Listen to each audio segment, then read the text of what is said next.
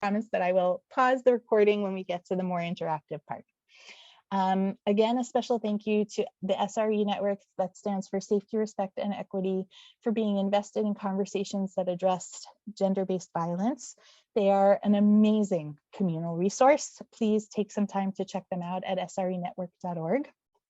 And to the Covenant Foundation, that wants our community conversations and learning to feel supportive and substantive, and to Jakeda, the Jewish Coalition Against Domestic Abuse, for being the incredible source of support and resources for so much that we encounter in our lives and in our communities. Thank you for helping us come together tonight. Tonight's going to be a very real conversation. I had a whole scripted intro that I was going to share tonight, but I found myself tripping over my own words right and left. I started writing, but then I thought about who I would be talking to. And I know that in this room, there are people who have experienced trauma that I wouldn't wish on my worst enemy. And then there are also people here who have been part of institutions that tried to figure out what it means to protect themselves from victims and survivors. There are people here who have shared their stories, and others who are still holding them close. There are people here who I know that I have personally let down and disappointed, and others who are the most stunning advocates that I have ever seen. Nothing that I wrote sounded right. Nothing was adequate to hold the deep and vast emotions that tonight's conversation raises. So instead, I'm coming to you as just me, someone who has had her fair share of run-ins with harm, someone who has been deeply disappointed by institutional responses, someone who has been told to look the other way, someone who has been told to stay quiet, someone who thought she could speak out and then chickened out, someone who was surprised by the warmth and encouragement and compassion found in community. Someone who came to sit tonight at the feet of teachers as an individual and a community member, and someone who weirdly finds herself representing an organization that could very well find itself in the thick of messiness at any given moment. Someone who deeply wants to learn to be a better ally, and someone who has definitely disappointed people, some of you here, with a lack of response or a response that was not strong enough or empathetic enough. And I'm just showing up with my mess because I'm here to learn how to do better, because I really, really want to. And I know, even in the very short time of preparing for tonight's conversation, that I have learned so much from our teachers tonight. Tonight is going to be profound, but also far, far from perfect. Nothing about this topic is perfect. Everything about this is hard and messy, and yet it is so important. So I'm going to ask with kindness, please, let's wade into this and through this together with patience and humility and generosity and compassion for ourselves and for each other. Because if you're here tonight, it means that you want to see better in your lifetime too. I do. I know I do. I think we all do. So you have my apologies and you have my gratitude. Thank you for letting me be in a space to learn with and from you. I'm really profoundly grateful. And I'm going to remind all of you to take care of yourself in the course of this conversation, whatever that looks like. Do what you need to please hold yourself and know that we hold you too. And as always, we welcome and expect your feedback so that we can continue as SVIVAH to do better. We'll ask for it at the end of the night. You all have my direct email, and I promise I read every single one. Everything about SVIVAH is about building a better kihila, a better community that does what it's supposed to do, support and nourish us. And I know tonight is a little step closer toward that ideal community. And I want to thank you for being part of mine. I get to introduce now one of my favorite teachers and a partner in all of this, our her Torah director, and so much more, Rabbanita Lisa Sperling. You'll see her bio in the chat. Thank you so much, Ariella. It's so wonderful to see all of you tonight. And I wanted to say a special thank you to Ariella for everything that you do for SVIVAH and for making tonight happen. And also to Emily, who's been an incredible help to us this summer. Thank you so much. Tonight is actually a partner program to another program that we did in May for the holiday of Shavuot. And in that program, we talked about the book of Ruth and the ways in which Ruth and her mother-in-law, Naomi, are coming from the margins of society. They didn't start off that way, but that's what happened to them. And they come and they make claims. And it turns out that Boaz, the rich landowner in Israel, in Bethlehem, actually listens and actually responds to their claims. And I think that's one of the most wonderful things about the book of Ruth, the way that the mainstream and the institutions actually respond to the claims of two women who are on the outskirts. And as we pointed out last time, it's not only the courage of that one individual, Boaz, but it's also a society that's structured to hear women's claims. And all of that is great to read in the text, but it's also important to know what's actually happening in our world. And tonight we have the immense privilege of having wonderful, sensitive, incredibly knowledgeable, thoughtful women who will tell you that they're nothing extraordinary. They're just normal people who responded to things that happened. And I hope that we will all have the courage and the ability to follow in their lead and really respond and learn from them. I have the privilege first of introducing Bonnie Goldberg. Bonnie has been our partner for a while now. She helps us out when we tackle really difficult situations and programs like this. Bonnie is a clinician at the Jewish Coalition Against Domestic Abuse, where she provides trauma-informed individual and group therapy for survivors of intimate partner violence. Her bio is in the chat. Bonnie is going to introduce herself, and then we will hear more from Bonnie at the very end of our program. Bonnie. Thank you so much. And hi, everyone. I'm so happy to be here with all of you tonight. Again, I'm Bonnie, and I'm a clinician at JCADA, the Jewish Coalition Against Domestic Abuse. We serve survivors of intimate partner violence in the greater Washington, D.C. area through clinical, advocacy, and legal services. I love how SVIVAH does such a great job creating a warm sense of safety and community, even when we're in a virtual space together. So I'm going to echo a bit of what's already been said. Please listen to yourself and be mindful of how you're feeling during tonight's discussion. Maybe plan to check in with your body a few times throughout the night. If you notice yourself feeling kind of activated and up, or maybe starting to get a little bit shut down, it could be a good time to kind of take a nice breath, for a stretch, get a sip of water, make yourself a warm cup of tea. And you can also always send me a private message through the chat if you would want to hop in a breakout room for a moment together or something like that. We're going to be in a really brave and vulnerable space together tonight. And like Ariella said, we ask that what happens here stays here. When it comes to what folks choose to disclose and share, there are two notes that I like to keep in mind. First, I always like to be mindful of the limits to confidentiality. I, and likely some others of you here in the space tonight, because of the roles that you have, are mandatory reporters of child and elder abuse and neglect. I don't necessarily anticipate this coming up tonight since there is specific information necessary to make a report, but that is something to keep in mind with disclosures in general. And you're always welcome to send me a private message if you have any questions about that or anything else, really. And number two, to please only share what you feel comfortable sharing. It's entirely up to you. Then at the end of the night from 9:30 to 9:45, I'm going to be in a breakout room for anyone who would like to do a bit of guided grounding, meditation exercise together to sort of gently close out from the event and then transition back into whatever the end of your evening holds. Thank you so much, Bonnie. Now you see why we love Bonnie.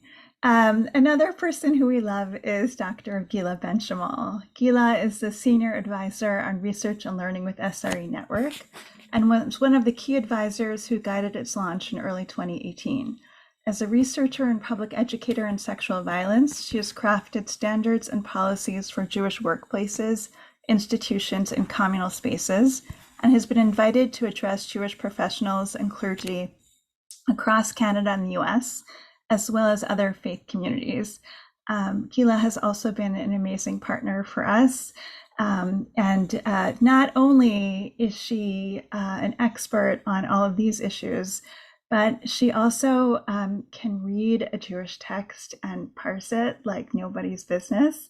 And so we're so lucky to have her in so many different capacities. That was very kind, but the honor is all mine to be with SVIVAH, to be with all of you, and to be a learner tonight of these wonderful teachers that we have. So I don't want to take up a lot of time because I really want to focus on the learning that we're going to do from listening to our esteemed teachers. But I do want to frame the conversation a little bit and take a mental breath. So Bonnie told us about taking a physical breath. So I just want to take a little bit of a mental breath and a soul breath as we get into this topic. So a little bit, I feel like I'm preaching to the choir. If you're here, it's because you care about this topic. You care about speaking up, even if you're not sure how to do it. And so I was like, what do I have to say to people that are already caring about this topic? And then this morning, I said to somebody, you know, I feel bad that I let something happen.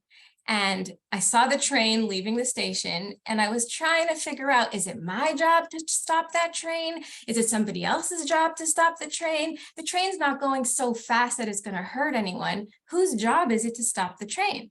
And so I'm here because while I understand the concept of standing up for others, I also know that in my body, in the moment, I sometimes feel really afraid or unsure. And at night, there are situations that I still think about. What could I have done differently? Should I have done differently? What would the outcome be? And so I invite us in thinking and listening tonight to be curious, not just about everybody else's role in upstanding, but in our own individual ability, approach, responsibility, and how to do it. And so that's just one of the first things. The second thing I want to say is we're using lingo that for some might be new and for others might be really commonplace. And so, you know, previously we talked about it in the language of bystander intervention. And now we're talking in the language of upstanding. It all means the same thing. It means acting due to what you see or to what you hear, right? The definition that SVIVAH is using tonight is an upstander is a person who speaks or acts in support of an individual or cause, particularly someone who intervenes on behalf of a person being attacked or bullied. And we're about to hear from 3 women. And when I was writing, you know, my comments, I wrote 3 special women, and they are Dr. Alissa Ackerman and Hannah Dreyfus and Dr. Keren McGinity are definitely special women, but they're also regular people, because I don't want us to think that you have to have achieved a certain degree or career or status to be an upstander. Anyone can be and should be an upstander. And as you're about to hear, there is no one way to stand up. There is no one answer. There is no one correct direction to take. And that's the rub. Which of the many avenues is the one I should follow? So we're gonna hear from all 3 of these, yes, special individuals about their own experiences with upstanding. And we're gonna think about the question that SVIVAH posed to us tonight. What happens when women speak up about sexual harm? What can I do to support them? How can our communities grow to support those who call out bad behavior? I want to add, who are often vilified for doing so. And then finally, how can we help our institutions respond well when these claims are brought forward? And so just to frame the rest of the evening, what we're going to do is we're going to hear from each of our 3 speakers individually. And then we're going to take a big breath, and we're going to open the floor up for questions. Now, that doesn't mean you have to hold your questions while they speak. If you have a question while they're speaking, please direct message it to Rabbanit Alissa, and then she will send them to me, and I will open the floor for questions at about 9 o'clock. So we're going to now introduce our 3 speakers. We have Dr. Keren McGinity, we have Dr. Alissa Ackerman, and we have Hannah Dreyfus, and I'm honored to begin with Dr. Keren McGinity. Thank you, Ariella and Alissa and Bonnie and everyone who has been collaborating, my co-panelists and the tech folks. I'm just in awe, I have to say. And as I listened to Ariella's introduction of our gathering, I thought I was feeling emotional. And when I'm teaching, I'm usually not emotional. And when I'm emotional, I'm not usually teaching. So I'm bringing those two together. I'm deeply grateful to be here, and to all of you as well who registered and showed up. The scheduling for this particular gathering tonight couldn't be more perfect this month from my perspective, which I hope will become clear momentarily. I've been asked to share my story as a survivor, or as I prefer to self-identify, as a persister. What I wanted and needed, and what I got and what I didn't get. So that's what I'm sharing. And sorry, Guila, if I didn't mention Guila before, I meant to include you. And as I was preparing for this evening, I realized that what I wanted and what I needed when I first stood up and what I want and need now are different. And as I was, processing all of that, I decided that what I'd like to share with you is how these changed. This summer marks the 5th anniversary of when I stood up for myself and ultimately for other women in a way that I had never done before. I'm trained as a historian, and I was accustomed to studying other people and change over time or consistency over time. I was not accustomed to being a change agent myself, nor could I anticipate how my life and my Jewish values would evolve as a result of doing so. A little bit of context, when the Me Too movement took off in October 2017, a decade after the Black Christian woman Tarana Burke coined using the 2 words together, and actor Alyssa Milano's tweet caused a viral phenomenon, I had no intention of sharing my own experience. I had downplayed it in my mind 1,000 times. It wasn't that bad. I'd been touched without my consent earlier in my life by random people, and perhaps I thought this was no different. I actually thought Me Too from the moment I first read those words, but I didn't say them or write them, and certainly didn't post them on social media as so many others were doing. I, like many women, accepted being objectified as just part of life, dressing modestly, not for religious reasons in my own practice, but dressing modestly lest we attract unwanted attention or worse. And this absurdity was compounded by the idea, which is one I do believe in, that Jews are responsible for each other. I truly thought that I was safe as a Jewish woman whenever I was in the company of my male co-religionists. They were all, quote, nice Jewish boys or good Jewish husbands, weren't they? Well, in 2011, Stephen M. Cohen, a well-known sociologist of American Jewry, used the pretense of professional advice to lure me to a candlelit dinner far from the Association for Jewish Studies conference we were both attending in Washington, D.C., and the prying eyes of our mutual colleagues. He probed my personal life, asking me one very inappropriate question after another. He reached across the table and took my hand in his and held it in a tight grasp. And it took several moments for me to even, be in my body and withdraw my hand. And I did so carefully as I was concerned, as well as bewildered, but concerned not to bruise his ego.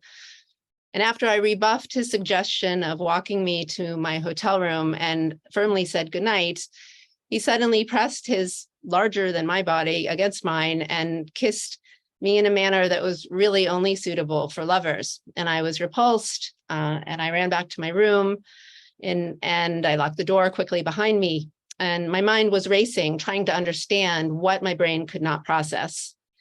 I've not shelled it. It's published, but I did want to just give that little overview for those who haven't had a chance to read what's out there.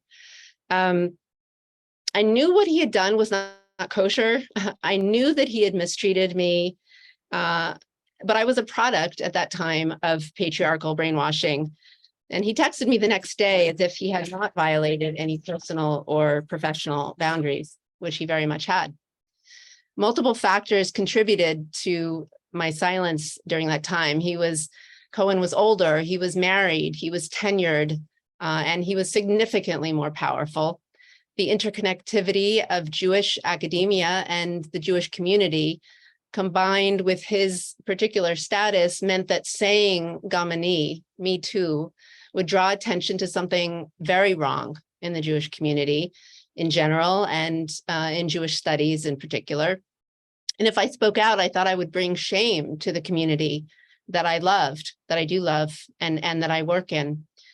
The ideas that the Jewish people are one big family and that we should not speak ill of each other also kept a muzzle on me.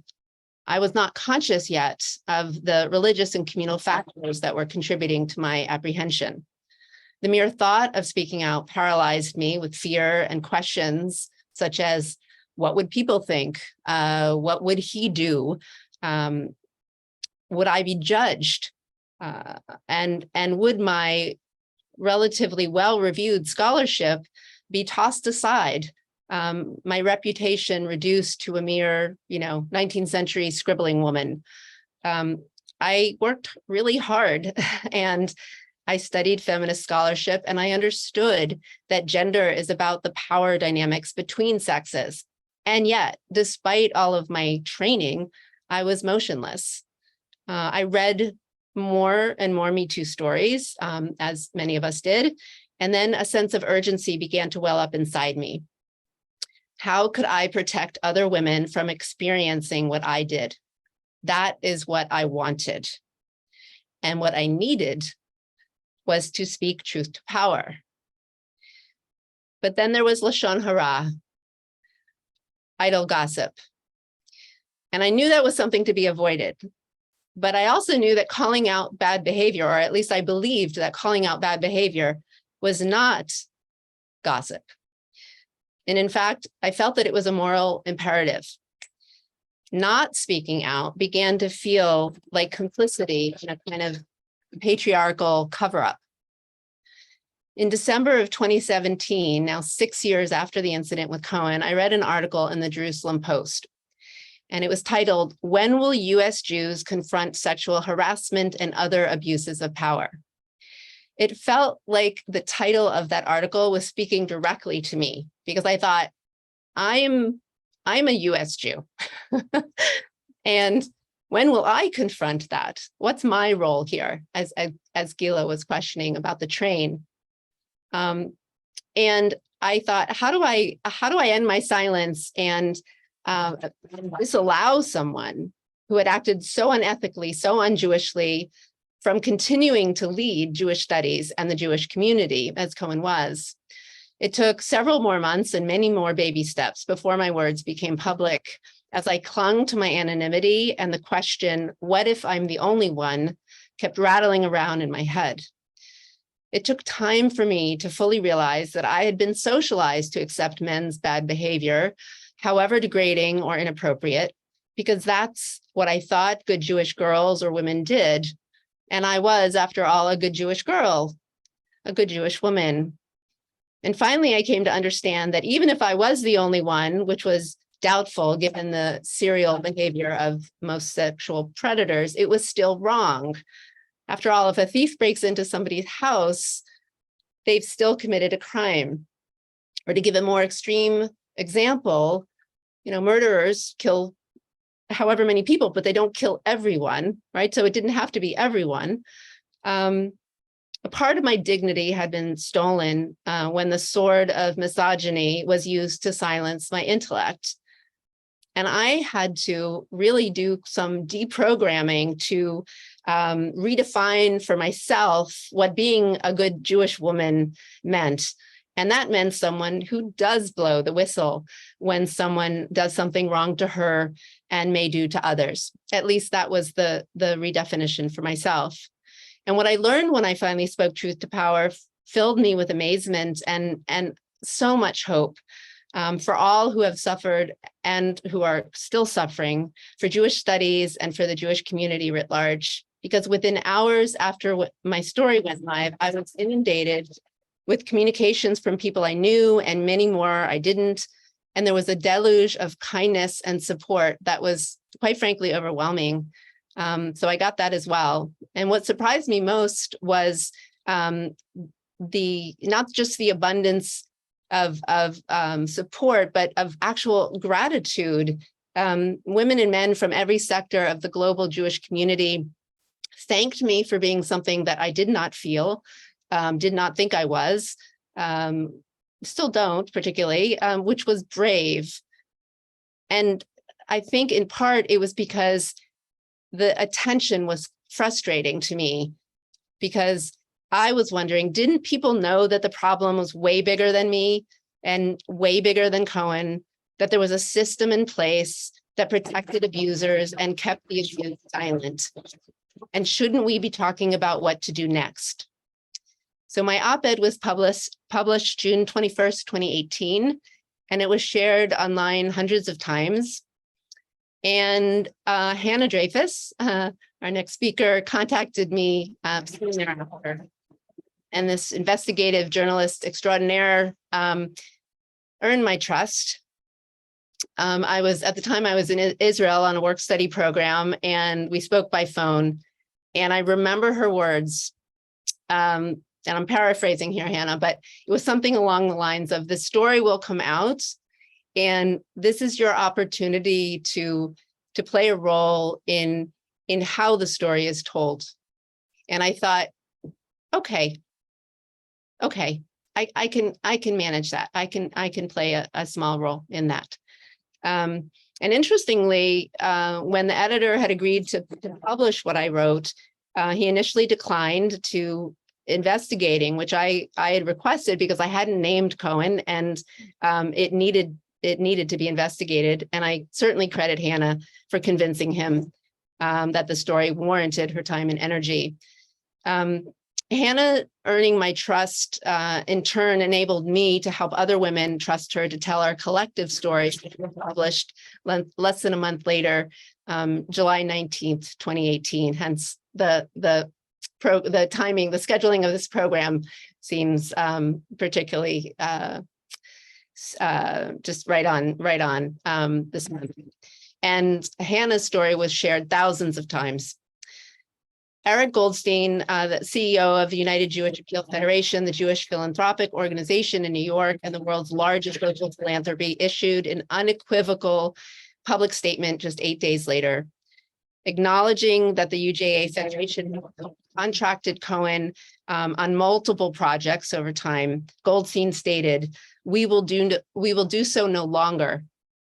He went on to express that those of us who came forward, to express hope that those of us who came forward would inspire all others who have been reluctant and fearful to speak out. And to his and his organization's credit, the statement declared, quote, "Sexual harassment will never be tolerated at the UJA, nor is there any place for it in our community," end quote. Taking responsibility for and confronting issues of sexual harassment, power, and gender equality laid the foundation for progress to truly begin. The heightened public awareness also brought unanticipated attention to me personally. And I did lose the privilege to be a private person as I had been. But that said, I wouldn't change a thing before I gained my voice and my freedom.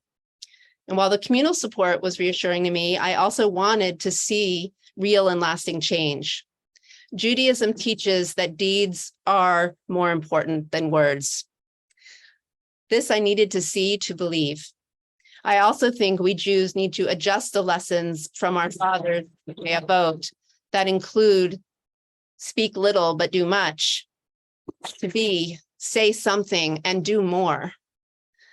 On August 22nd, 2018, I got justice when my phone blew up with the news that Cohen had resigned from Hebrew Union College Jewish Institute of Religion under the duress of the Title IX case. It was the best half-birthday present I could have wished for. Yet what I didn't get was any formal letter from the institution informing me that the case was now closed. I've met the current president, who has been in passing, and has been very kind and communicative. Yet I never received responses to my emails to the SVIVAH working group that was established, which is quite baffling. Investigations and reports, which must be made public, and those have been, are only the beginning. We are 50 years behind the 8 ball. The late Supreme Court Justice Ruth Bader Ginsburg spent much of her career overturning gender inequality, and the legal scholar Catherine A. McKinnon defined sexual harassment as sex discrimination, a human rights violation in the 1970s. As I argue in my forthcoming book, #US2, How Jewish, Muslim, and Christian Women Changed Our Communities, we need to communally treat safety from sexual misconduct and abuse of power as a human right. Safety is the first word in the SRE Network's acronym. Safety in sacred and secular spaces and in our own homes is as basic as having food, water, clothing, and shelter. What I want now is for there to be an uprising of Jews of all genders and our beloveds of any faiths who collectively act to protect each other and demand that institutions protect us. We need to stop pointing fingers at the Jewish community and take to heart that we are the Jewish community. We need to stop pointing fingers at Jewish institutions and acknowledge that we are our institutions. Institutions are made up of individuals. And I'd love to see us work across faith communities with our Christian and Muslim and other siblings of other religions. What I want to see is for calling out sexual misconduct and abuses of power to become normative rather than exceptional. Yes, we're all special, and we're special enough to call it out and to make it normative. I want for Jewish organizations and institutions to put people first, before power and before profit. That is the only way we will truly live our Jewish values of treating everyone B'Tselem Elohim, created in the divine image. I believe that until we are all free from sexual misconduct and abuse of power, none of us are free. #US2. Thank you. Thank you, Dr. Keren McGinity. Thank you for persisting, for speaking up, and yes, for being brave. The Jewish community is indebted to you. I know that you have made it safer, and I am so sorry that you have had to do so. Now, we are going to hear from my dear friend and colleague, Dr. Alissa Ackerman, about the way that she upstands, which may be new and curious to some of you. Dr. Alissa. Thank you so much, Guila, and thank you, Keren. I don't even know how I can follow that. That was beautiful. It was stunning. You have my heart. Thank you. So I will start by saying that I was raised in what I would call a conservadox family in South Florida. And when I was 12 and a half, I came out as queer. And that was not met kindly by the Jewish community that I was raised in, not by my family and not by my community. And when I was 16, I experienced a rape that happened because I was queer. And so because of the way that I was treated by my family and by my Jewish community. And because, the things that were said to me, when that rape happened, it severed my relationship to Judaism with my relationship to God. I walked away for 15 years and said there was no way I would ever walk back into a synagogue. Simultaneously, so I was a junior in high school when this rape happened. Somehow went away to college and ended up getting a degree in criminal justice. And then ended up going on to get a PhD in criminal justice, where I studied sexual violence. And I always thought that I would work with survivors. Right? I wanted to end sexual violence, and I thought that to do so, I would work with survivors. And what I learned in graduate school was that if you want to end victimization, you actually have to go upstream and you have to work with the people who perpetrate the harm.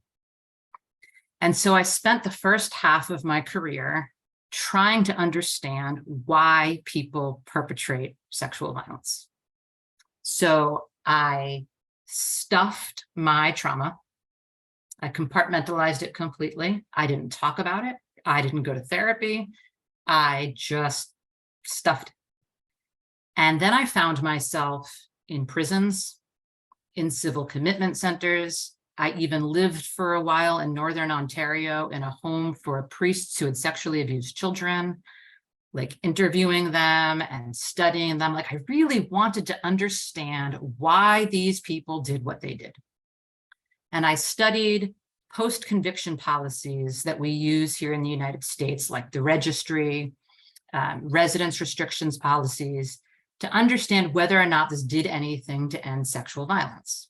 And what I learned was that these policies don't actually do anything to reduce rates of sexual violence. So then I started thinking, so what will do anything to help survivors if the things that we do in the criminal justice system aren't actually helping survivors? Because we know that, very rarely do survivors actually get justice, right? And so I started looking at things like restorative justice. It is not lost on me that I go 15 years post my rape. I have kids. I am thinking about restorative justice. I come out publicly as a survivor, and I come back to Judaism all at the same time, right?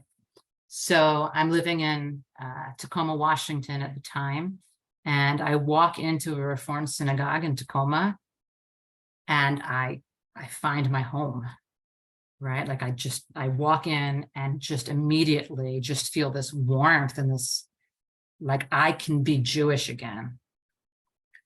And I realized that the restorative justice values that I was coming to understand were so integral to my own healing were actually the Jewish values that had never left me, right? I started going to trauma therapy. I kept talking about my rape. And a friend of mine who was a trauma therapist in Florida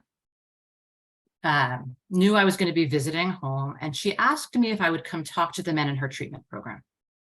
And she said, but I want you to come as Alissa, survivor, not Dr. Ackerman, sex crimes expert. I want you to come talk about the personal experience. I want you to talk about the impact that this has had on your life. So I said, of course, having no idea what I was getting into, but realizing that what we were doing was restorative justice.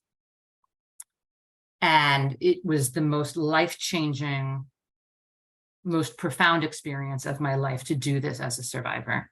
So much so that the night after this process, I walked out onto the beach where I was raped and made peace with it. Because even though I had been in prisons and civil commitment centers, and I had been face to face with people who had perpetrated the most egregious harms my whole career, the person who had harmed me was a monster. But sitting in a room with these men, I could see their humanity in a way that I had not been able to see the humanity of the person who harmed me. And so being able to see that, the man who harmed me became a man who did a monstrous thing, but nevertheless, he was still a human. And so it freed me from this thing that had its hold on me at that point for 17 years. So I dug into the literature. What is this thing that, restorative justice? How can I build this? How can I, continue, diving into the literature and build something for survivors? And I started talking about it publicly, and survivors started reaching out. I want a process like this for me. Can you build something like this for me? I want to sit down with the person who harmed me. I have questions. I want answers to those questions. And there are things that I want from this person that no criminal legal process will ever get for me. I want him to tell my friends. I want him to tell my family. I want him to pay for my therapy. I want the whole community to know what this person did to me. And so I started building those processes for people. And you know what? People who caused harm started showing up to those processes. And I started getting those commitments. Right? Now, this doesn't happen overnight. This takes months, sometimes years of work. Okay? And then Guila and I started talking about, like, what would this look like in the Jewish world? And now we're doing it in the Jewish world. And it's not always for the direct harm, right? Keren talked a little bit about not getting a letter from the Teshuvah task force, not getting anything from the Title IX investigation. That secondary harm is sometimes worse, oftentimes worse than the initial harm. So a lot of the cases that are happening in the faith world, in the Jewish world and outside of the Jewish world, are with institutions, right? Holding institutions accountable for the secondary harm, for not responding well, for not responding at all, for knowing about harm that happened and not taking the steps to do anything to listen to that survivor, right? So, Ariella said earlier, I'm kind of paraphrasing here, but trying to protect the institution from the survivor, right? Restorative justice processes make it so that can't happen, right? So restorative justice has three main pieces to it. You have the survivor, you have the harm doer, and you have the community. So upstanding requires that communal piece, right? It requires the community to say, we are not going to tolerate this. We are going to, support the institution to do right. We are going to ensure that they follow through with the things that they say that they are going to do. We are watching, right? Because as Keren said, right, we are the Jewish community. We are those institutions, right? So this can't happen quietly behind closed doors, right? So oftentimes we are asking for public documents, public apologies, right? Public things to be happening within institutions. And when I'm working with individuals, you are going to tell your family, you are going to sit in this process, you're going to have all your friends sitting here and you're going to tell them exactly what it is that you did. And if you can't do that, you're not going to have this process. So at this point, I have worked with over 500 people who have perpetrated harm. And almost all of them have told me, I would rather sit in a prison cell than face you. This is not easy, right? If you think about the worst thing you've ever done, right? And all of us cause harm, and all of us have been harmed. Now, most of us have not caused the kind of harms that we're talking about tonight, but all of us have caused harm. So if we think about the worst harm we've ever committed, and imagine sitting across from the person that we've caused that harm to, naming that harm, naming that we understand the way that that harm has impacted the person that we've harmed, and naming all of the things that we are going to do to ensure that that behavior never happens again, and then committing to those things. That's what is required in restorative justice. So it takes a long time to get people to that place. It requires a lot of teaching, right? And so if somebody can't do that, we stop the process. right? If you can't do these things, if you're going to keep making excuses, if you're going to try to justify why you did what you did, you don't get to be a part of this process, right? Because that's going to be, yes, it sounds exactly like teshuva. And that is why my bio says my restorative justice values and my Jewish values are one and the same, because they are. And what I have learned, though, is that while we are the people of tshuva, we don't really do it very well. Right? We say it. And yet we have this whole process laid out for us by steps for how to handle harms that we have done. And yet we don't do it. And our institutions, left and right, have failed us. Our patriarchal systems have failed us. Right? And so the upstanding that I do, and that I am so honored to do alongside my dear friend and colleague, Guila Benchimol, is holding people to account in the Jewish community and standing alongside survivors and asking, what is it that you want? So every single process looks different. No two processes will ever look the same, because what I want is going to be different from what the person next to me wants. And so we co-create processes based on what the survivor wants. No two survivors are going to want exactly the same thing. And this isn't for every survivor, right? So there are some survivors who say, there's no way you are ever going to sit me in a room with the person who harmed me. And they have that right. And I support them 100%. And if a survivor says to me, I want to report that guy, usually men, not always, but I want to report that person to the police, I'll be the first one standing with them making that report, because it's not about what I want. It's what the survivor wants. Right? But so what I believe is that this should be a tool for survivors who want this tool. And that second to that, as upstanders, when we see harmful behavior, we have a responsibility to call people out on that behavior. The way that I do that is to call people in regarding that behavior. I see you, that's unacceptable, and we're going to talk about this. And if we're not going to talk about this, just the two of us, we're going to talk about that. We're going to talk about it with the executive director. We're going to talk about it with the clergy. Right? We're going to talk about it as a community, because it is unacceptable in this space. It is why I've been dubbed the troublemaker.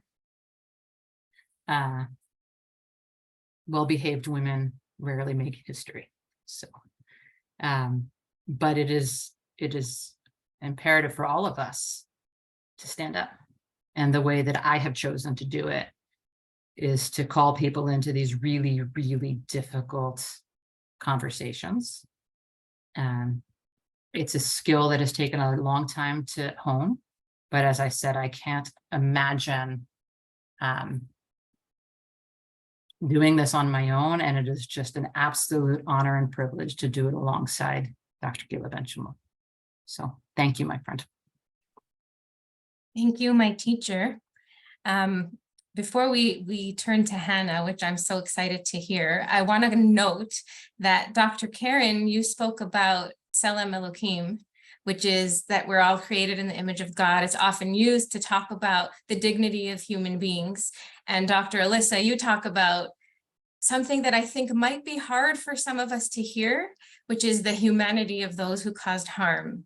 And so I hope that after listening to you, everyone will understand why I'm going to say what I'm about to say, which is thank you for seeing the humanity of those who caused harm, because you've taught us that that is the key to holding them accountable to the survivors who want to see that happen.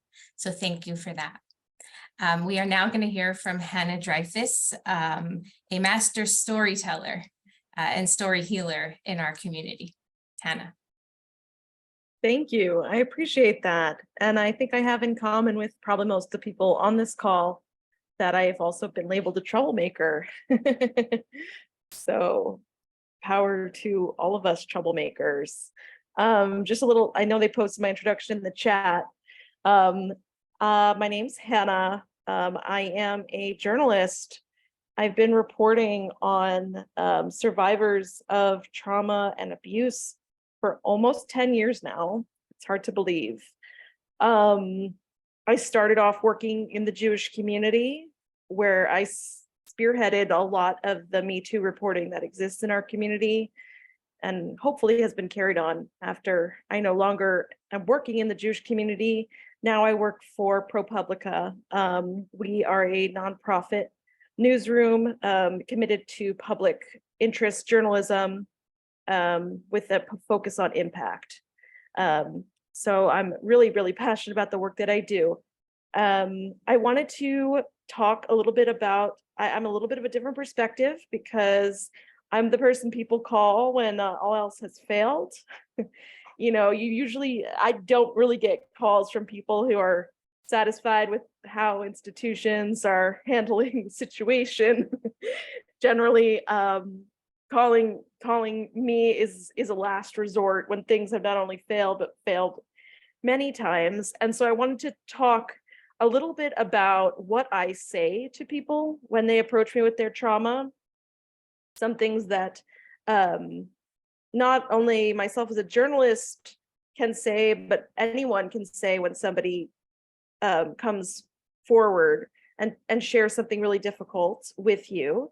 And then I wanted to sort of tell everyone here something from the seat I sit in terms of what it means to validate your own stories enough to come forward.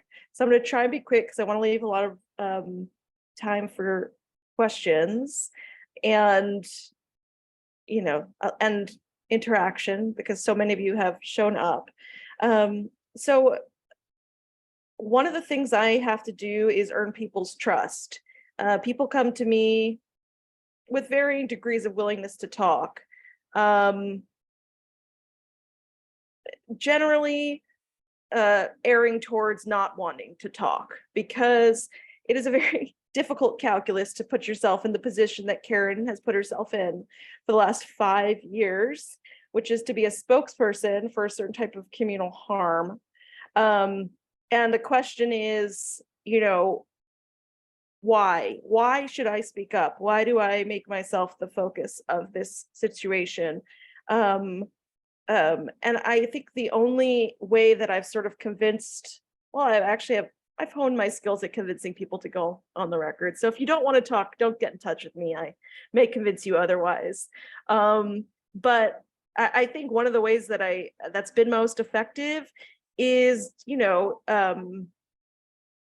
basically talking about how you know, your ability to speak up now could change this for other people going forward. And so I think there's this future focus that can really pull us out of a conversation that sometimes seems to be spinning its wheels. We see harm and we see people speak up about it, and sometimes it seems that time passes and things don't change. I think Keren was the one who said we feel like we're 50 years behind here. And they're, especially just in American society as a whole, over the past few years, it's felt like we're going backward. But when you think about what you're doing in terms of how you could change things for the next person coming, that's like a very compelling argument to share your story. The other thing that I say to people who come forward and share their stories with me is, I believe you.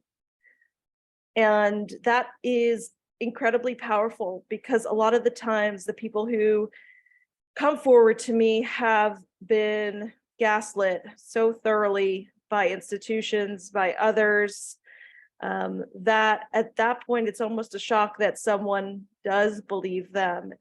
And I think that's one of the ways that I gain people's trust. But I also, it's one of the ways that what I do can be healing to those who I have the privilege of working with and who end up trusting me with their stories. So I tell them that I believe them, And I tell them that I'm so sorry for what they're going through. I'm contacted by hundreds of people with who have experienced harm by various different systems, not only religious systems, but right now the justice system. And I can't tell every story, but what I can tell people, I can give people empathy and a little bit of a little time out of my day to tell them that I believe that what they're describing to me is true, and that it happened, and that I'm so sorry that they had to go through it. So those are some things that I say as a journalist, not only because I want people to speak. I mean, part of my story, part of what I have to do as a journalist is get people to be willing to share their stories publicly, but it's a way that I'm able to share my humanity through my work. So that's sort of the first thing I wanted to share with you guys. The second thing I wanted to share was something that I think a lot of people who experience harm say to themselves, and especially women, which is that we're sort of trained to downplay our own experiences. And that is a very effective way of silencing us and silencing victims in general, is by getting us to believe that what we experienced was really not so bad. And I've heard, I think I've heard almost every person who's come forward to me with a story of trauma has started off sharing what happened to them with like some sort of disclaimer. Like, I know other people have experienced worse, and I know it wasn't that bad, and there's this self-gaslighting that sort of preserves the status quo, which is silence. And as somebody who's been on the other side of upstanders who have the strength to stop gaslighting themselves enough to speak to me, I encourage everyone on this call to start validating your own experiences of harm and your own experiences of boundary crossing behaviors. And that expands further than just inappropriate. There are certain things that clearly cross boundaries and red lines, or so we think. But if you feel uncomfortable with the situation, with the power dynamic, with something that was said, validate yourself enough to speak up about it, whether it be speaking up in the workplace, speaking up to a journalist if the moment presents itself, speaking up to colleagues who might be able to resonate with your experience and feel less alone in what they're going through. Take a moment to the necessary essential step to upstanding that needs to come first is to believe our own trauma and to speak about it in a way that's not apologetic and that doesn't qualify what you've gone through, but just says, this is what I went through and this was the harm that I experienced. Don't downplay it. And I think Keren allowed herself to do that, and she started a movement. I would say nothing less. And so what I want to challenge us to do is something very uncomfortable, and to think about times in our own experiences when, even though we don't intend to, we become part of the problem. Even when we sort of vow to ourselves that we support those who are in a more vulnerable situation, or that if somebody was abused, we would stand up. When it comes down to it, there are very real stakes. People don't want to put their jobs on the line. People don't want to upset the power hierarchy. And so sometimes we're very good at justifying why this time is different or why we don't stand up for someone. So I would challenge us to think of ways and times when perhaps we could have done better upstanding and didn't, not to berate ourselves, because we're really good at that, but in order to sort of motivate ourselves to perhaps act differently the next time an opportunity comes up. to actually talk, not just talk the talk, but do what it takes to show that you are more than just saying you represent values. You actually will take the actions to represent those values. So I'm really eager to hear people's questions. I'm open to, whatever you guys are curious about. Thank you so much, Hannah. And thank you for lifting the veil behind how you do the storytelling that you do. The community is indebted to you too. You are part of the movement because you propelled it in motion with writing about the stories, with giving voice to so many people who were not able to speak out in the way that Keren did, and who continue to not be able to speak out. And thank you for sharing, being vulnerable to share your own history. What I hear from these three amazing teachers of ours this evening is that we need to stand up because people often downplay their own experiences. We need to stand up because that's one of the only ways we're going to start believing ourselves about our own experiences. And we need to stand up because each person tonight showed that speaking up actually creates change. It may not be change that's fast enough, and it may not be the change that we have chosen to follow, but each person here has created change. So let's take a deep breath and sit for a second with all of the learning that we have done tonight and think about how we can be upstanders. And I welcome you to send your questions to me or to Rabbanita Lisa, or to even unmute yourself. I'm going to pose the first question, though, that we got in the chat.